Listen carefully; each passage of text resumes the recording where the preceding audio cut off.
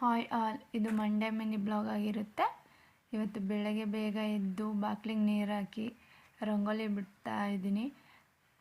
ಇವಾಗ ಫಸ್ಟು ಒಂದು ಗ್ಲಾಸಿಗೆ ಬಿಸಿನೀರು ಹಾಕ್ಕೊಂಡು ಲೆಮನ್ ಆಮೇಲೆ ಹನಿ ಹಾಕ್ಕೊಂಡು ಕುಡಿಯೋ ಅಭ್ಯಾಸ ಇದೆ ನನಗೆ. ಕುಡಿತಾ ಇದ್ದೀನಿ. ಇವತ್ತು ಬೆಳಗ್ಗೆ ತಿಂಡಿಗೆ ಬಿಸಿಬೇಳೆಭಾತ್ ಮಾಡೋಣ ಅಂತ ಅಂದ್ಕೊಂಡಿದ್ದೀನಿ.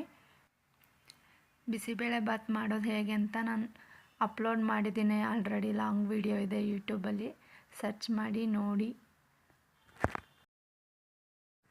ತುಂಬ ರುಚಿಯಾಗಿ ಬಂದಿದೆ ಬಿಸಿಬೇಳೆಭಾತು. ಬೇಗ ಮಾಡ್ಕೋಬೋದು, ಏನು ಲೇಟ್ ಏನಾಗಲ್ಲ, ತುಂಬಾ ಬೇಗ ಮಾಡ್ಕೋಬೋದು.